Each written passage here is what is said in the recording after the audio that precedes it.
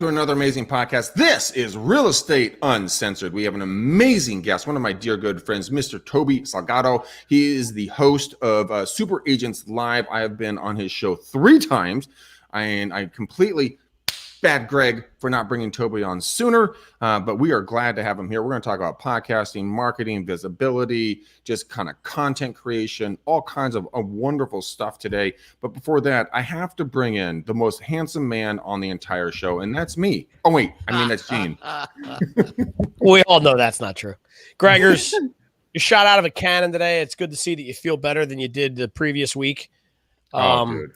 Yeah, I think just because by the fact that we're 8 minutes late today because of your banter backstage, and I won't go into what we're talking about, but Toby asked a question and I went, uh-oh.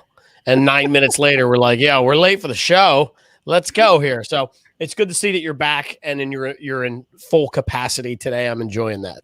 Thanks, brother. I appreciate it. I feel better as well, and I'm glad to have Toby. So without ado, Mr. Toby Salgado, welcome to the show, my friend. Please let everybody know who you are. If they've been living under a rock like Gene Volpe because he didn't know your podcast, now he's going to know your podcast. He's going to become a serial listener. It's going to be amazing.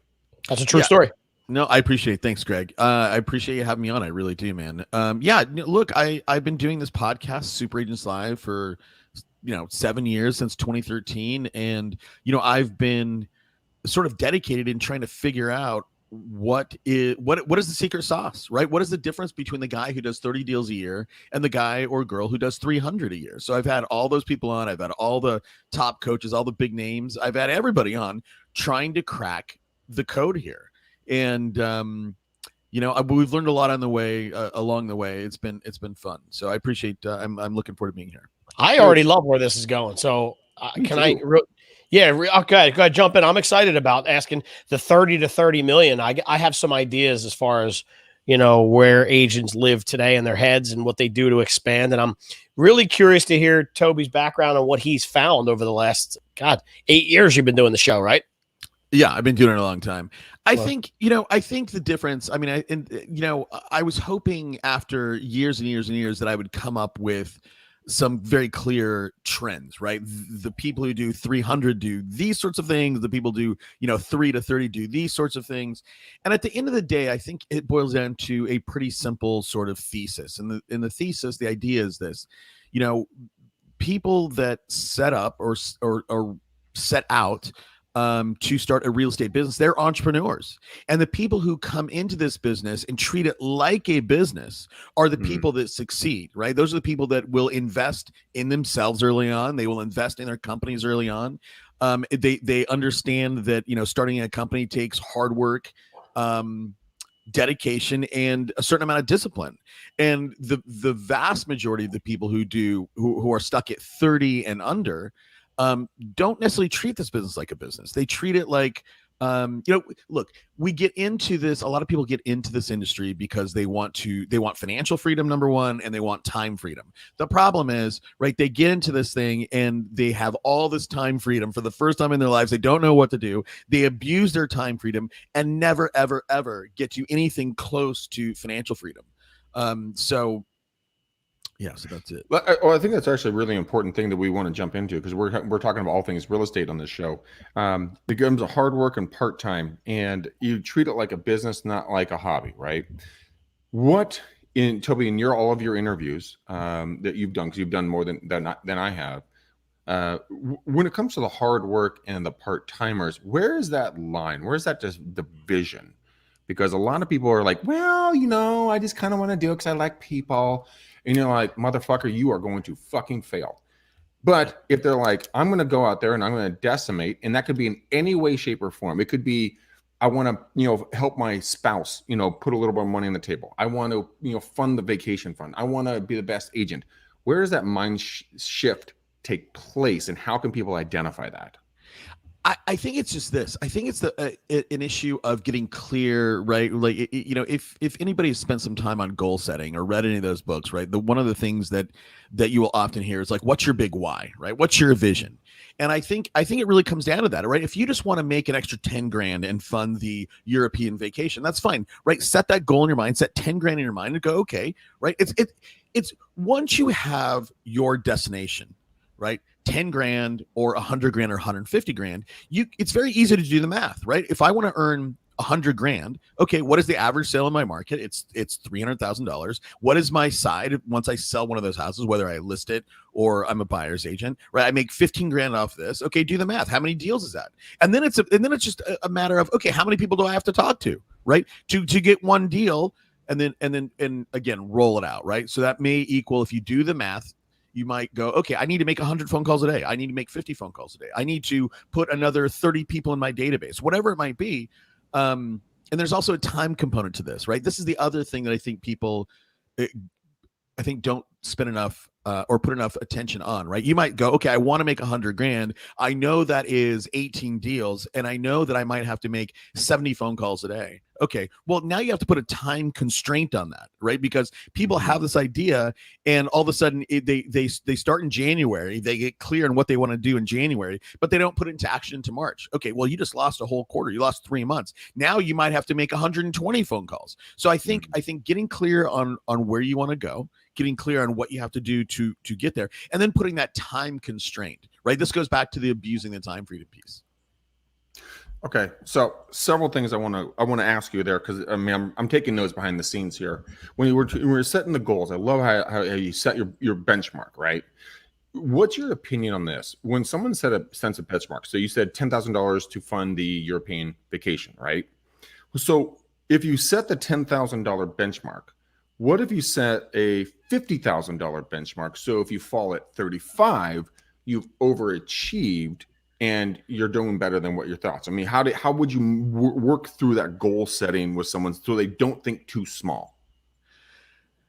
Yeah, that's a good question, right? And thinking again, putting like I think there's 2 books. I'm going to try to answer your question, Greg. But I think there's 2 books everybody should read. And I think these 2 books, I think everybody should read at least once a year, right? One is Dale Carnegie, right? How to Win Friends and Influence People. And the other book is Napoleon Hill's Think and Grow Rich. And if you look at Think and Grow Rich, what Napoleon Hill will say is get that number in your mind, create a white hot heat of desire around it, and focus on that. So I'm not of the mindset, if you want 10 grand, I don't think you should put your target on 35 or 50, because I think you are mentally setting yourself up to fail, right? Like you're get clear on your target, 10 grand, 50 grand, whatever, do the math, work it backwards, and then put it into action, right? I think all those tricks of, oh, I want to make 50, so I'm going to put my mind at 100. Like, you already know, dude. You already know. You're setting yourself up for failure. You're setting yourself up to fall short. Get very clear on what you want and why you want to achieve that, and go out and crush it, kill it, right? If you really want to do that, what does it take, right? I think you should treat it, the people entrepreneurs that succeed, right? They will treat their business as a life or death thing. You have to, right? This is the thing I must do. Nothing's going to get in my way. And I think that the bigger challenge for me, I don't want to derail this, is, how do you become so blindly ambitious that you will, number one, reach your goals? But how do you do that without hurting people along the way, right? Because that's my thing. It's like, if you're in my way, I'm going to crush you. I can actually answer that for you. When I went down to $35 down to my name, I was going through bankruptcy and foreclosure, had both my cars repoed, my houses were being foreclosed on. Dude, I had no fucking option. I burned the boats. I had to go 7 days a week, 16 to 20 hours a day, basically no sleep, like just work out and work. That's it. All I did. No work, no girlfriend, no life. So it's the mindset and it's the desire, like you said. Like, you figure out what that is, what that drive is. That's right. Right. Like in Silicon Valley, right, where it's the startup capital of forever, right? There's a very real thing called the baby effect, right? There are founders who will start companies, they fail. And all of a sudden, right, they get married and they have a kid. And it just so happens that all of a sudden that is the company that works, right? It's not that this idea was any better, but your mindset, like what you now you have a real purpose in your life. And if you are purpose driven, you're gonna reach that. If you're truly purpose driven, you're gonna reach that destination. That was Tony Robbins' thing. Did you guys know that Tony Robbins, and I love Tony. You guys may or not like him, but I get a lot of value from him. And he said that he was making $35,000 a year as a truck driver. and he grew up dirt fucking poor, as you guys all know. And then he said, I'll never have a kid if I can't support it. And then his wife at that time said, hey, Tone, we got a baby. He's like, fuck me. And so he went out there, and within 12 months, he went from $35,000 to $1 million a year because he has shifted the way he's going. I know Gene's itching down here to say something. No, I am. Something. No, I am. You took it down a different path. I would have. I like the fire, right? Yeah, no. Listen, I like the fire. I'm a fan of the fire. I have two teenagers, and 90% of what motivates me is the fact that I just want to do better for them, right? So, like, I get that. The baby effect, I think, is a real thing. It's when the cause is bigger and greater than yourself, right? Like, for me, it's like, and I could tell you this today. My wife will tell you, if I lived by myself and wasn't married with kids, I would need $400. Well, I shouldn't say that because I like cigars, wine, and beer and food. So I would need $500 to live plus another $2,000 a month, like to eat at nice places every once in a while and smoke a cigar every once in a while. So like, look, see these shirts? You see this? How many black t-shirts do I have? About 1,000. That's it. No, I got 10 of them. They're all Old Navy V-necks. They're $5 a piece. And when I screw them all up and get meatball stains on them, I throw them out and buy 10 more. Like, I'm a pretty simple dude. There's not much to me. So, but with them in the house and them going to Catholic school and them doing things, I'm in that boat where I'm like, okay, here's what I need for the month. I want to double that, so I have some cushion, right? But Toby asked a good question. Like, what do you need to do to get that done? And I'm learning, and I've learned over time that if you can afford it, and I'm talking really fiscally, right? Like if you're not in a position where Greg was, where it was like, I have $35, my houses are getting foreclosed on. What do I do? I'm talking about if you can afford it and you can start focusing on putting good intentions in other people's lives and helping them with their lives and their businesses. It's funny how the money comes your way. Karma does a weird thing with you when you're constantly it's funny. I mean, I just recently joined a group where the leader of the group said to me, when you go out, by the way, how is AA treating you? Not yet. After next week, when I see my doctor, she might stick me in there after I tell her what I did during COVID. But the guy says, listen, we're going into these spaces and we're going to deal with real estate agents. And when we deal with real estate agents, we never ask them for anything. All we ask them for is, how can we help you grow your business? Because what ends up happening is if you get in their world and you stay in their world and you help them grow their business, ultimately they're going to turn around and think about you and your service that you provide when that's happening. So like, we're making, as my partner in crime, Brian says, we're making deposits in other people's worlds. And if we ever have to ask for a withdrawal from their world, it'll be easier. But most times we never have to even ask for it. They just send it our way. So that to me is really a big deal, and kind of the way that I've been running my business. I give away so much time to people. Like, I can't tell you how many times a week people call and say, I need your help with X and I'll compensate you for your time. And I go, dude, I haven't charged anybody for that stuff in the last 15 years. Let's just get on the phone for an hour and see if I can help you. And ultimately, a week later, 2 weeks later, they call me and go, you know what? I saw all that. I think you're right. I don't want to do it myself. Can I pay you to do it? I didn't ask for it, but it came. So I wanted to take that down a different road a little bit. Generosity is a big deal and a big driver for business for me. Yeah. Toby, what have you seen on that side? I mean, do you feel that same sentiment, or kind of what's your thoughts? I do feel that same sentiment, man. I there's a lot I can say on that, but I do think that I don't know about karma. Okay. I don't know if that exists, but the notion of that concept, I think works. I think, and again, this goes back to Dale Carnegie, right? Or who's the person who said, if you help enough people get what they want, you're going to get everything you want. That was Carnegie, right? I think it was Carnegie. I can look it up, or I'll look it up offline. That's all right. That's all right. It's okay. But we've all heard that one, and I think that's true, right? And I can tell you that what Gene said has happened. That's happened to me many times, right? I do this podcast. I have a bunch of people listening, and people send me a question, and I try to answer it. And sometimes they send me a complicated question. I go, hey man, let's just hop on the phone. And I'll hop on the phone, and what do you know? We're like, either later one, they're like, hey, can I pay you to do that? Right? Will you take this thing that I don't understand off my plate? Sometimes I say yes, sometimes I say no. And sometimes other people just go, hey man, you've helped me so much in my business, right? I'm not even aware of it, but you've helped me so much in my business. Let me send you a check for $1,000. So I do think that the more that, look, there's lots of books when it comes to goal setting, right? There's lots of other books that will talk about why you should be servant hearted, right? I think this is who's the guy that's on I can see his face right now, man. He's on radio a ton.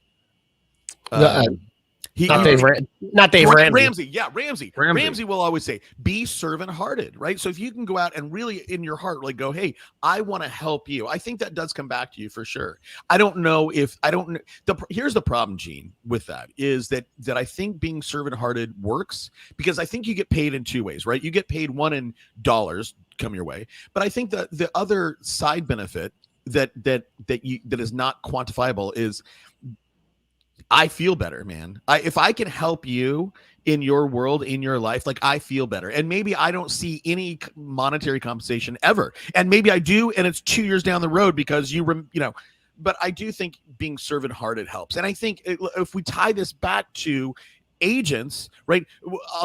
One thing that Greg used to always say, right? Commission breath, right? Like, do you still say that, right? Oh, of course. So if you're an agent and you are in it to complete the transaction just for the dollars, that's one thing. People will see through that. They feel through that, right? But if you can go, hey, man, I want to help you find the best deal, the best house for your life so your kids can go to the best schools that you are able to provide for them, right? That's a whole different thing, man. And I think that pays dividends not in the short term, but also in the long term.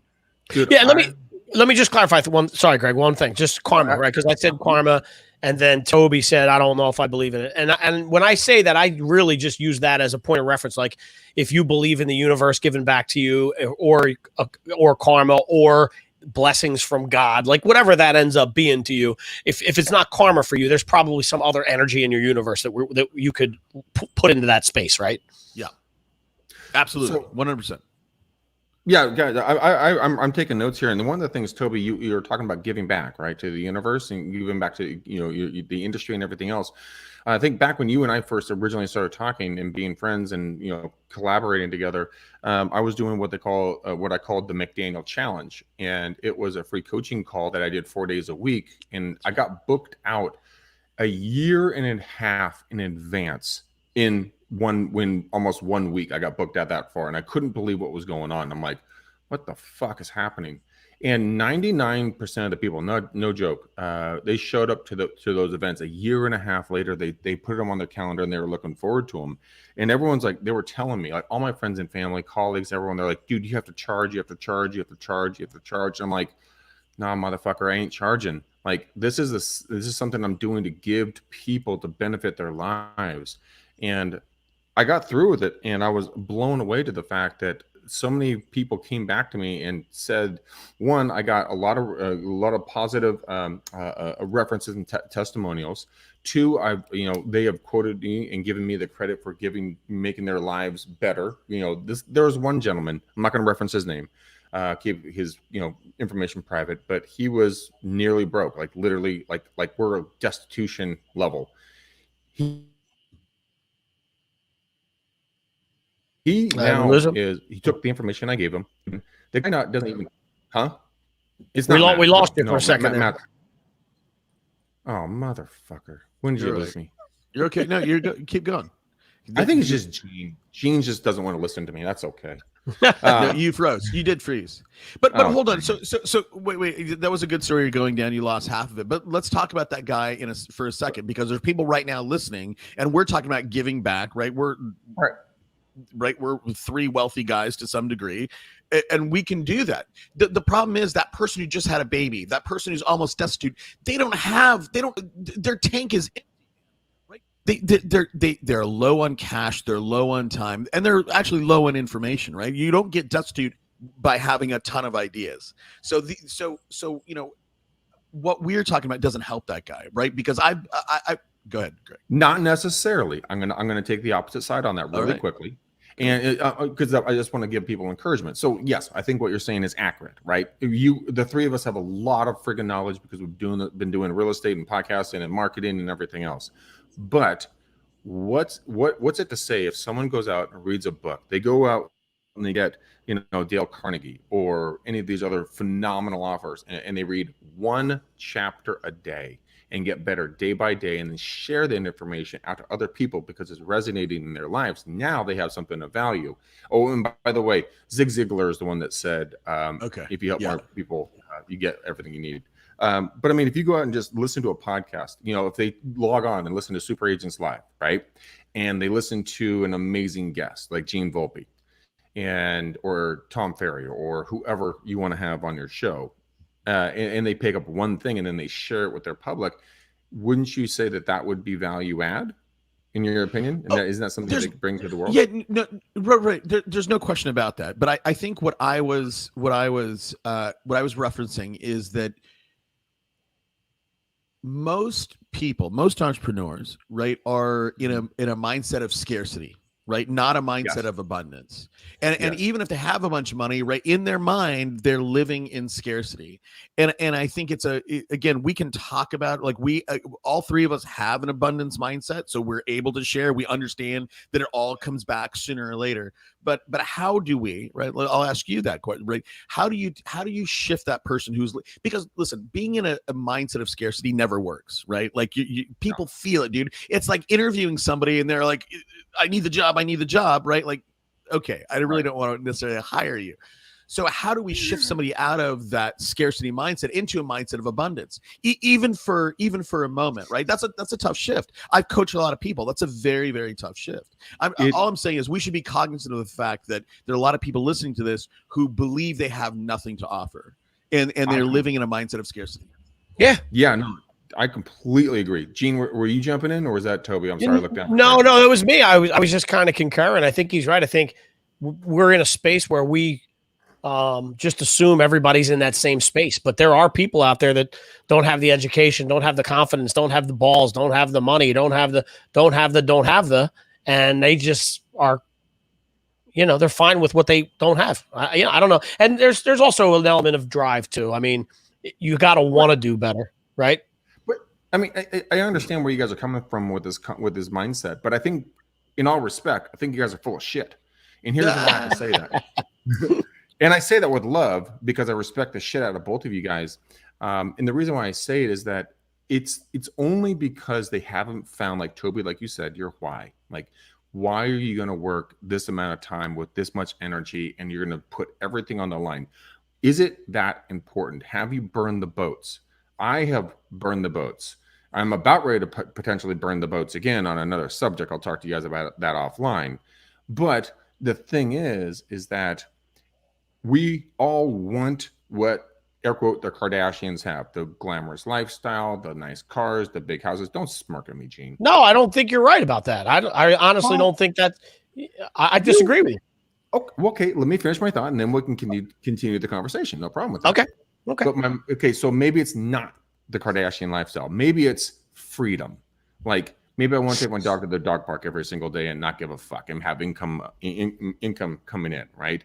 But it's like, what does that where does that trigger take place, and how does it take place, and what does it take for it to take place so that people will push to that level where they can become successful to where they want to be instead of just wishing on it? So please shoot me down, gentlemen. How am I wrong on this? By the way, podcast is over. Great having you guys on the show. Is it? And we'll close on that note. No, of course not. He's dropping the mic. He thinks he wants to close out with no argument. But I'll let Toby jump in there first. I mean, did you have any arguments on what he just said? Well, you guys couldn't see that, but Toby was pinching his nose and rubbing his face like, God, this guy's an asshole. No. I yawned while you were talking, so I was just wiping this. Even better. Even better. I'm kidding. No, that's a better response. So you said we all want to be the Kardashians, and Gene disagreed with you, and I think that there's a component of what the Kardashians have. I don't necessarily want to be famous. Trust me, I do not want to be famous at all, because you have a huge podcast. What the fuck are you talking about? I know, and but there's a reason why I don't do video, man. Because I'll tell you, I first started doing the podcast a long time ago. Then I would go to conferences, and I would be in the crowd talking with somebody, and then somebody go, "Oh, dude, I know your voice," right? Mm-hmm. And then people say, "Oh, can I get a picture?" And then this other person wants a picture, dude. That makes me uncomfortable. So for me, I like having influence, but I like being behind the scenes. So. but we all do want the kind of financial freedom that like a Kardashian has. Okay, that's fine. The question is, right? And I don't know what your argument was for not getting there, or I guess the downside or the upside to having what Kardashians have. But how do we get people there, right? How do we get people there? Because people will say that they want to make $1 million, right? And then I'll say, okay, what if somebody comes to me and they're making 100 grand and they're like, hey, I want to make 250 grand. The first thing I go is, okay, how much time do you have? And they're like, free time do you have? And people say, well, I don't have that much. And I go, okay, if you want to double your income, tell me what you're right now. What are you willing to sacrifice? Right? Those dates with your wife on Wednesdays, are you willing to sacrifice that? That you spending time with your kids, driving to school, you're going to sacrifice that? Tell me where you're going to sacrifice, because the only way that you're going to increase your life, better your business, and increase your wealth is you have to sacrifice something in the short term. Right. And this is the problem, right? People go, oh, well, hold on, but I kind of have a good life right now. I make 100 grand. And so then it comes down to, you don't really want it, man. You do not want what you tell me you want. Right. Yeah. And you're kidding yourself. You're not clear about that. So what are you willing to sacrifice? And I think when it comes, if I ask people that question, right, and the next person you coach or the team you coach, right, ask them that question. What are you willing to put on the table right now and chop its head off? And people will have a very hard time answering that. And then I go, you know what, dude, you don't want it, man. So let's ask ourselves that question right now. Let's have a little bit of roundtable. Gene, what is something that you would sacrifice? Because I have my answer, and it's not going to be a fun answer. What would you sacrifice to get to wherever you want to be? Like whatever that next level is for you. I guess one of my kids. What? Oh no, I'm sorry. That was a different show. Wait, did I hear that right? Yeah, you did. Listen, everybody knows me, knows I'm kidding. Honestly, I'll tell you. I'm going to tell you what I'm. You asked the question, what would I be willing to sacrifice? I'm going to tell you instead what I have a hard time sacrificing, because I really like what Toby just said, and I run into these things. It's amazing that sometimes for me, it's very easy to explain to people what needs to be done, but it's hard to do it myself. And what I mean by that, I'll give you a perfect example. I've hit my pseudo ceiling a couple times in the marketing space, where if I handle all of my clients myself, I can only hit a certain number of clients. Otherwise, they start falling off, right? So there's attrition there because I'm not spending enough time with all the clients because I have too many clients. So for me, it would be taking a portion of my revenue and hiring another me to do it. And I always struggle with, I tell my wife this all the time. It's like, I have some kind of syndrome. I'd like somebody to tell me what it is, but it's when I see money in the bank, like let's just say, for example, I get to a point and I go, okay, by October, I want to have $10,000 in the bank cash. Right. And then I see 11-1, then I'm immediately like batten down the hatches, tighten everything up more. We need to get to 20. And when we get to 20, it's like, all right, I got to get to 40. Like I never have that. I have a hard time with that. And luckily my wife is very good at the opposite, which is just let go of the funds. I want to paint the house. So I get into those moments where I have to release the funds, right? But I think for me, I'm not cheap by any stretch, but when it comes down to doing something like that in business, I know I really run up against a roadblock, which is like, let's just say in my head. So right now I'm doing $10,000 a month. And if I hire somebody, I could be doing $20,000 a month, but for the short term, I'm only going to make 8. Oh my God, that hurts. Right. So it's just like, and I'm making up numbers as I go. But that's one of the things for me that it's difficult to give up. But if I did give it up, I know that I would grow. How about that? All right, that's good. Toby, what about you, man? What's one thing that you would potentially give up, or you can totally change the question like Gene did? Sorry. Well, hold on. Let me try to answer the question, but I need to answer it in a more full way, right? So let me go back in time, right? And I'll talk about the baby effect for me, right? So if I go back to 2001, I just got married.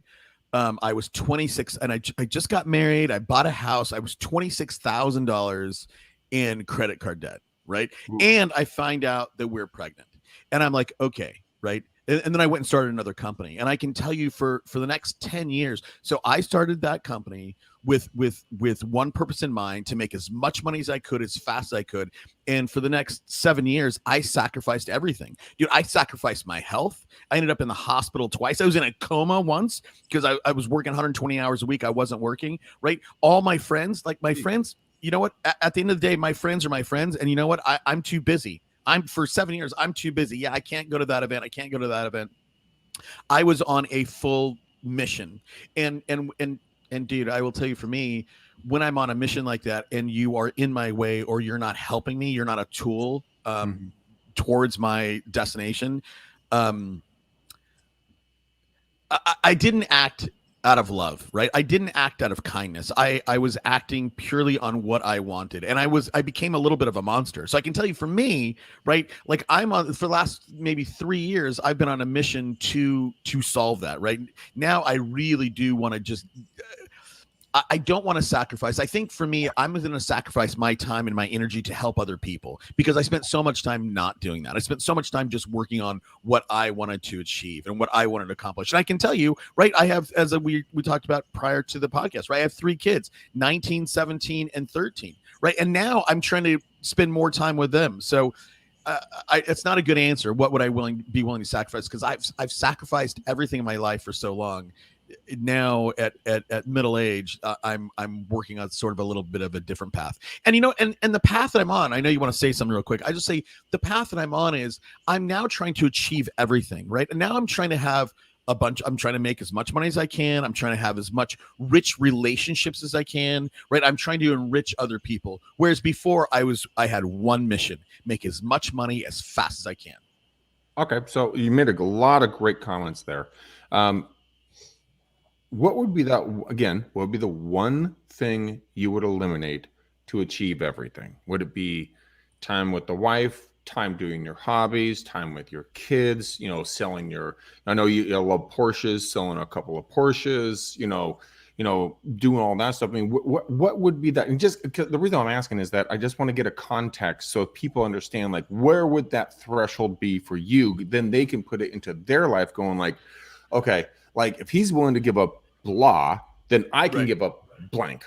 Well, okay. Well, so hold on. So instead of saying time with my wife or time with my kids, instead of giving you a topic that I would sacrifice, let me tell you the thought process that I would go through in order to determine the thing that I would sacrifice. And the question that I must ask myself prior to coming up with my Porsches or my time with my wife or my kids or whatever, right? The thing that I have to ask myself is, what in my life today takes up the most cognitive amount of energy, right? What is that thing? And that is the thing, right? The cognitive energy. I need to decrease my cognitive load so I can shift it towards my goals. And I think for me, I'll be honest with you, man, the thing that takes up most of my cognitive load is my wife. So and that's in the best possible way, right? Because she's your best friend and partner in life and everything else, right?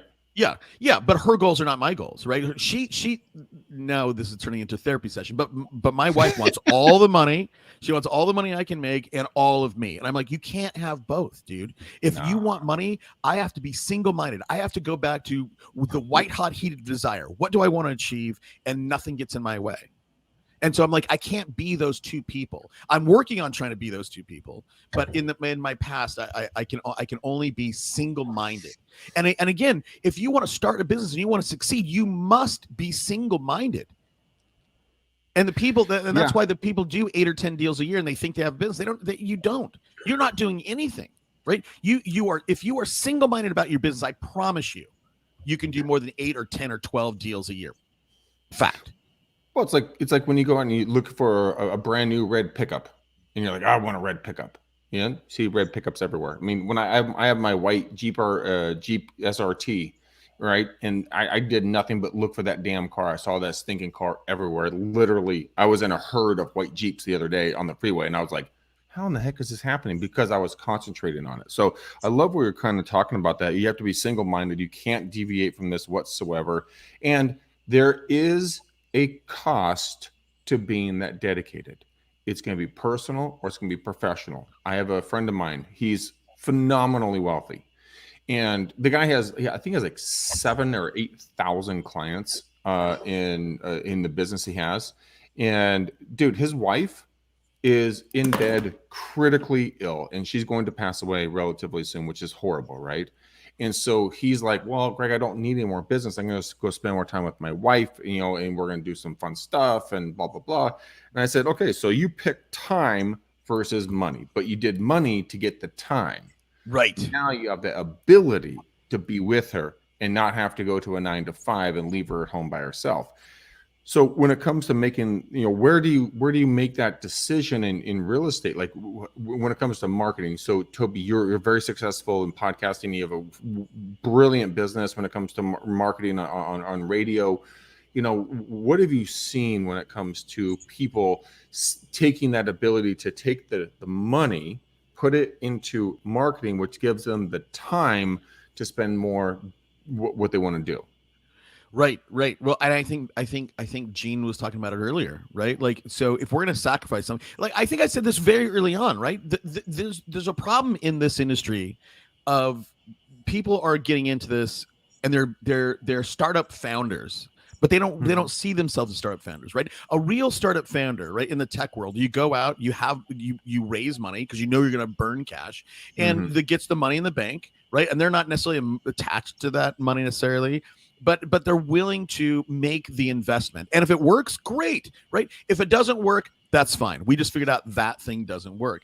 The problem is most people think a little bit like how Gene was saying earlier, right? They have 10 grand in the bank. They're like, I need to hold on to that, right? I can't invest $5,000 because maybe that doesn't go the way I want it to go, right? And that'll just get in your way, man. That'll just get in your way. What you need, right? The success people go, okay, I did the thing. I have 10 grand. Now I'm going to invest 5 grand into this. I'm going to invest 5 grand and go to Tony Robbins' Date with Destiny.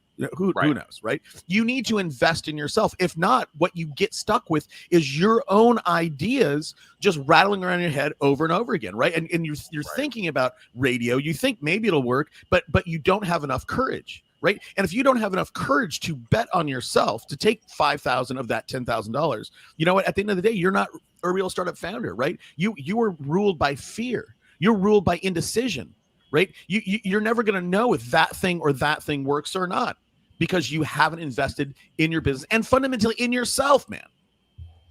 I love the phrase of startup founder. I mean, talk about a mental mind shift. I know you probably have said this a million times with all your coaching clients, but I mean, if you shift it, and Gene, give me your opinion on this when it comes to marketing, because I know you're great at this. If you, instead of saying, hi, my name is Greg McDaniel, I'm with blah, blah, blah, real estate agency here in town, I would like to know about blank, which is the very standard opening line. If you shift that and you go to, hi, my name is Greg McDaniel. I'm a startup founder of the McDaniel Callahan team, and we're looking to help X amount of families. Have you guys thought about selling your home? That's a fucking great line, dude. That is a fucking great line. Yeah, I like that too. No, I think it's good. I mean, we talk a lot about if you're in your own feed, you don't introduce yourself because people are following you, right? But that's still something you could put in there. Hey, I don't know if you know this, but I'm the founder of GVI Media, and there's something that X, Y, and Z. I kind of like that. Yeah, I like that as a marketing spin. But dude, I would hire you. I mean, just off that, I mean, I'd hire you. I mean, you have a great voice and a good-looking face and lovely glasses. Hold on. Let me just comment on that real quick. So, when I say think like a founder, become a founder, because you are a founder, right? You're just founded a startup.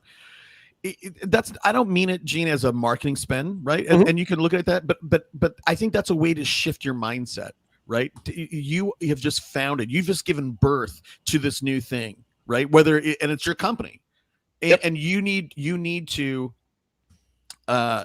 you need to invest in that, right? You need to build that thing up. You need to do whatever it takes to make that thing you have just birthed bloom. It's interesting you said that the way you did. So just to kind of go back and talk about things that are bigger than me. GVI Media is the name of my company, and people think that it means Gene Volpe something, and it doesn't. It's, the old, when you used to do I forget what they're called, but your initials. So you do your initials in that artwork. Your last name is the middle, and your first and either your wife's name or on the sides of it or whatever. So the G is for Gina, the V is for Volpe, and the I is for Isabella. So when I look at my when I look at my business name, it makes me think about why I built the business, which is for the better part. There it is. Yeah. For the better part of me, which is my 2 kids.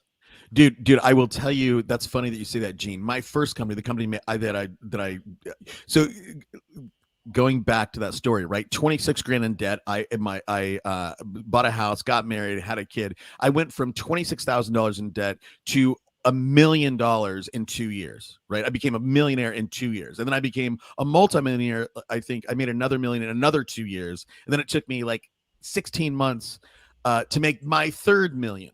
So sorry, but that company, man, was named BNT, right? And that was stood for B is my wife, Brandy, N is my brother who died, and T is me. I was last. And so whenever I looked, and I had shirts all in my trucks, right?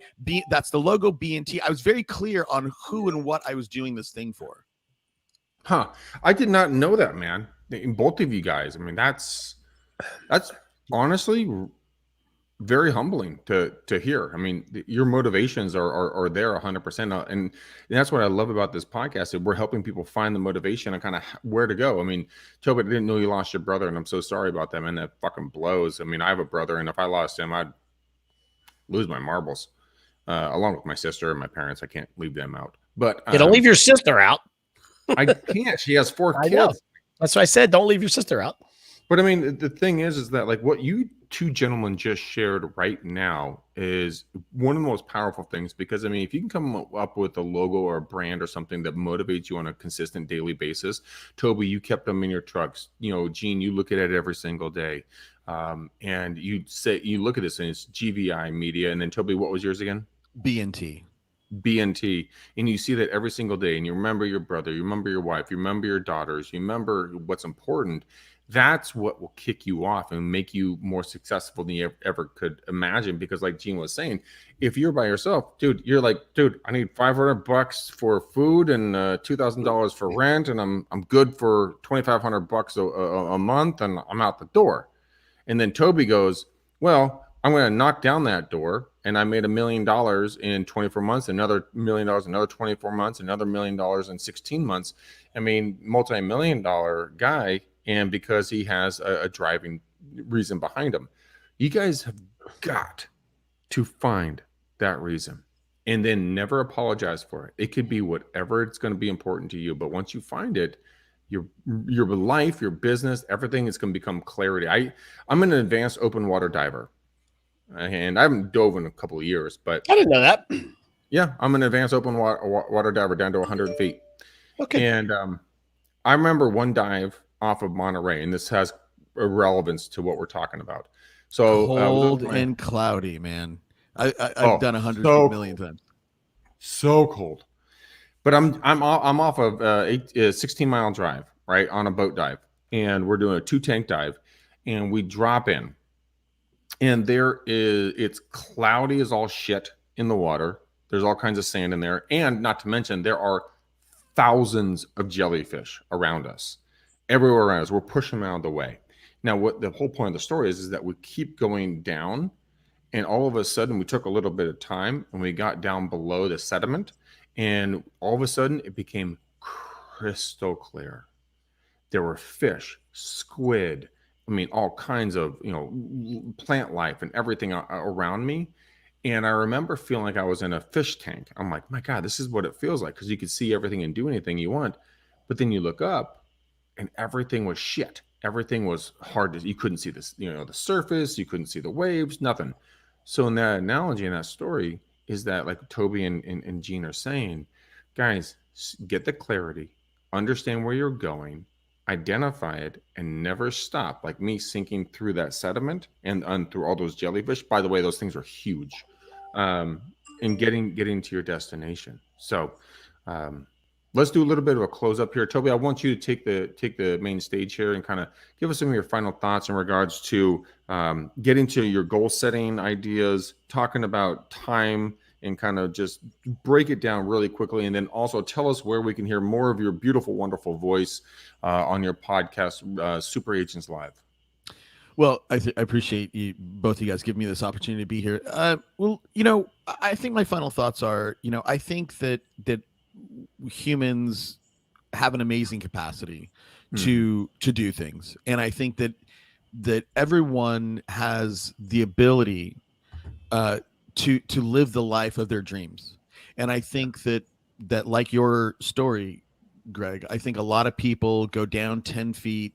And dude, you know, you jump into that, you put 2 tanks on your back, you have a 4 mil suit on, you jump in the water and you get a blast of cold, man. And it's uncomfortable. Ooh. Right. The first like minute of jumping in, you're like, at least I do. Hold on. Okay. You know, let me sort of let me get down under the water. And it takes a while to get comfortable. And a lot of people will jump in, they get 10 feet under and they're uncomfortable. And they're like, this is not for me. I can't do this. Humans, again, have the amazing capacity to do things, to accomplish things. The limiter of what each of us will accomplish is going to be an internal limit, because everything that we want to do, there's YouTube videos, there's books, there are guides to accomplishing whatever we want to accomplish, everyone around us. You know, the deal is, it comes down to your clarity, right? What do you want to accomplish? And I think Gene was saying, right, Gene made it bigger. His goal was bigger than him, because him is $2,500, right? He's fine with that. But if you can make or 25,000, whatever it is, Gene, right? No, you're right. Yeah, you're right. But if you can make the goal bigger than yourself, and you really, really want it, you can accomplish it, right? And the other thing is, it's great that people are tuning into this, and it's great that people tune into my podcast and Gene's podcast and everything else. The thing I would tell you is, that's great, but this isn't work, right? This is not work. People, I will get emails. I've done millions of shows, and people will say, I've listened to all your episodes twice. And I'm like, stop, don't send me an email. Right? You stop listening, because, you know, all you got to do is listen to about 30 of my episodes, and you'll have enough information to get you off on the road and way down the road. So people trick themselves into playing at work, but not really working. If you want to accomplish something, you must execute. If you want to get better, you're not going to get bigger and stronger without going to the gym. You're not going to get bigger if you just think about and develop a plan of all the workouts that you want to do. You need to get in the gym and do it.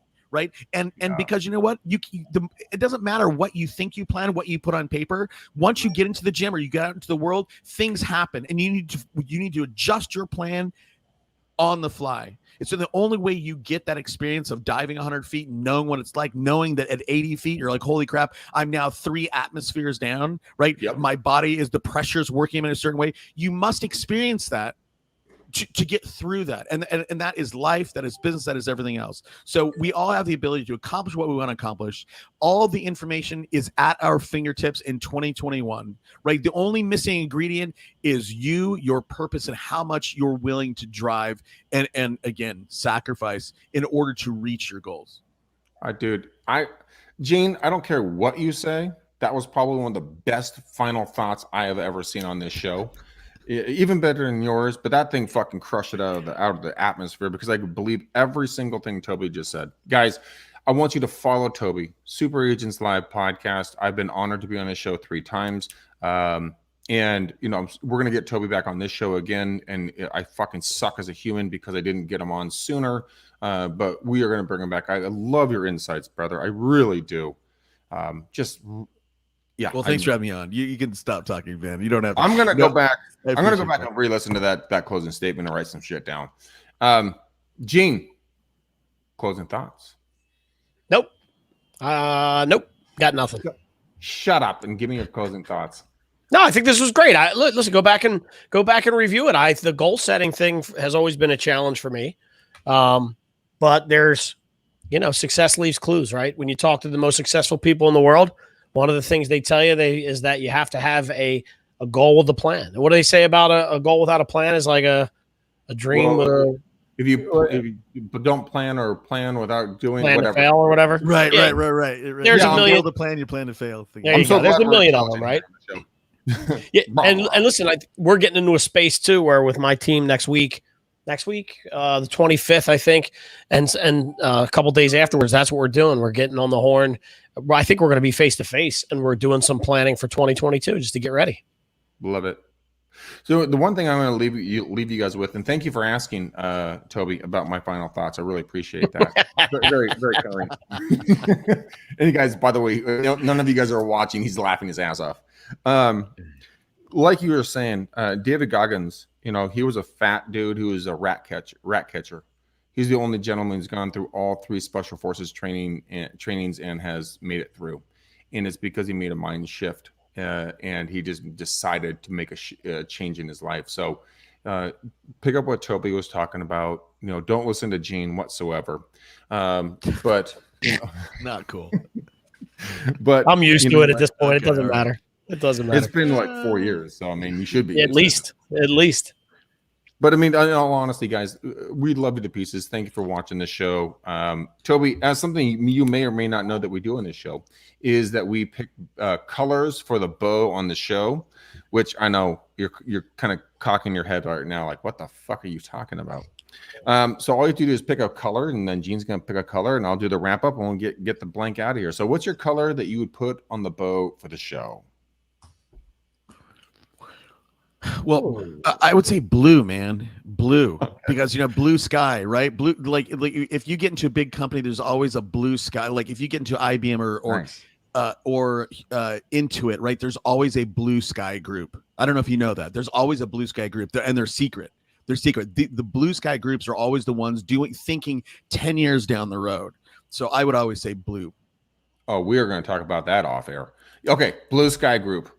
Gene, what's your color? Since we're talking money and green and goals, let's go green. Okay, we'll do money green. Yeah. Yeah, sure. All right, guys. Hey, thank you for watching the show. We truly appreciate you. We love you to pieces. Please go out there anywhere you guys watch and listen to podcasts. Give us a 5-star, not a 2-star review. Make sure that you guys give Toby a double thumbs up. Give Gene a double thumbs up. And highlight them and all of that stuff. But this is a blue sky group and a money green bow on the show. So thank you guys. We love you to pieces. Until next time, peace out, ninjas. We gone.